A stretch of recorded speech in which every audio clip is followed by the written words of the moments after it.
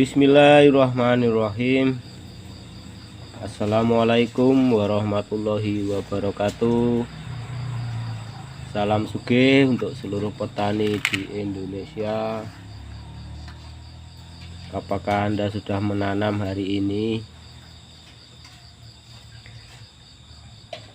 Di sini sekedar berbagi informasi dari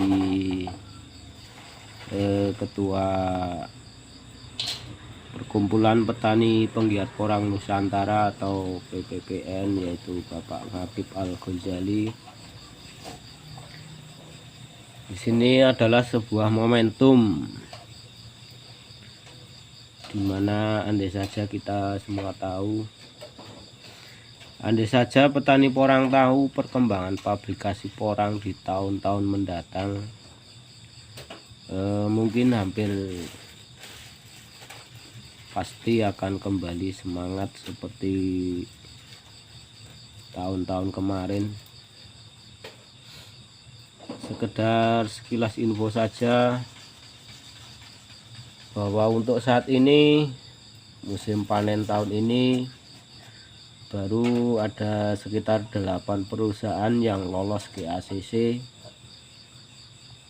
Itu pun sangat terlambat turunnya, yaitu bulan Juli. Sedang masih banyak hal atau administrasi yang harus dilakukan oleh pabrik-pabrik itu, termasuk mencari buyer dan melakukan kontrak-kontrak dengan buyer, sehingga tingkat penyerapan sama sekali belum bisa maksimal. Di samping itu, perusahaan yang sudah hampir 2 tahun lalu selalu mungkin rugi, ya maka bukan tidak mungkin pabrik akan mencari harga aman. Bagi mereka, mengingat stok umbi banyak dan persaingan belum ketat atau hukum pasar masih biasa, maka tidak kaget kalau tahun ini harga minimalis dan serapan juga minimal. Tapi untuk tahun depan dan selanjutnya, insya Allah pintu pasar porang akan berbeda. Apa saja alasannya?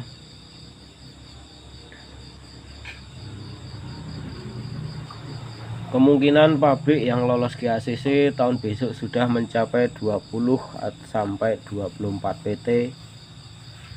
Pabrik-pabrik yang sekarang sudah lolos GACC justru sedang upgrade mesin. Rata-rata mengingat produksi sampai 3 kali kebutuhan saat ini. Pabrik yang saat ini misal baru produksi 150 ton per hari, sudah beli mesin baru, sehingga tahun depan akan produksi 300 sampai 450 ton per hari. Dan itu juga secara teori akan diikuti oleh pabrik-pabrik yang saat ini hampir selesai GACC-nya. Persiapan operasional pabrik-pabrik itu sudah dimulai sejak awal, sehingga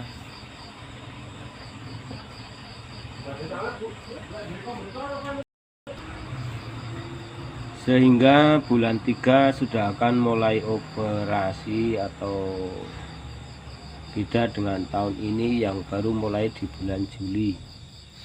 Itulah 3 alasan utama yang secara logika akan meningkatkan daya beli porang di musim mendatang.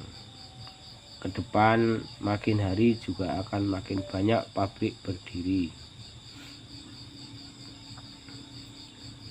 Memang mungkin di sisi lain harga akan merambat agak pelan menuju harga ideal.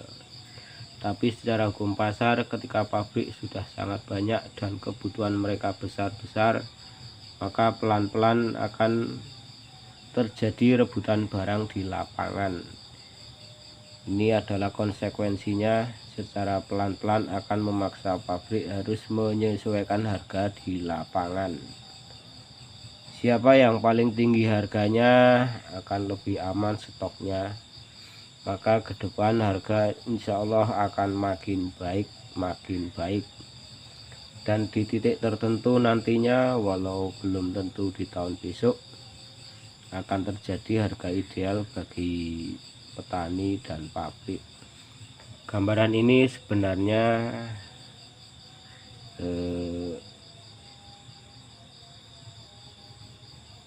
tidak ingin disampaikan karena takut terjadi lagi kasus bibit mahal.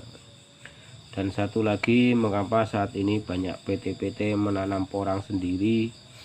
Karena mereka sadar bahwa kalau punya pabrik atau mau mendirikan pabrik, maka wajib punya lahan penyangga setidaknya 50% dari kebutuhan.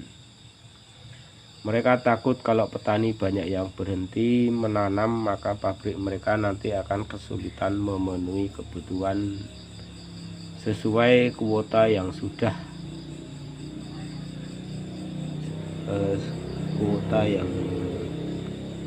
mereka kontrak dengan buyer.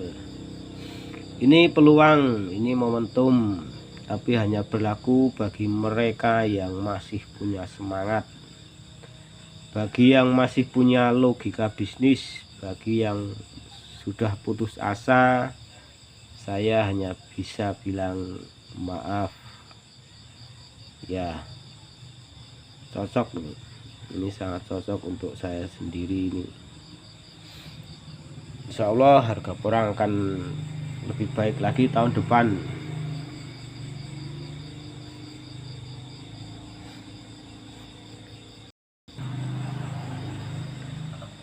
Sebenarnya petani-petani porang yang lahir di tahun 2020, 2021, mereka adalah petani-petani porang yang hebat. Saat harga bibit mahal, banyak yang beli bibit semal apapun nggak peduli, bahkan sampai ratusan bahkan ribuan ton bibit pun habis. Tetap semangat, jangan putus asa untuk mengingat tahun-tahun lalu apa yang sudah kita lakukan, apa yang sudah kita kerjakan. Insya Allah tahun depan akan membuahkan hasil yang lebih baik lagi.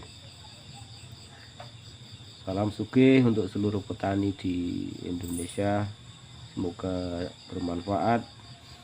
Wassalamualaikum warahmatullahi wabarakatuh.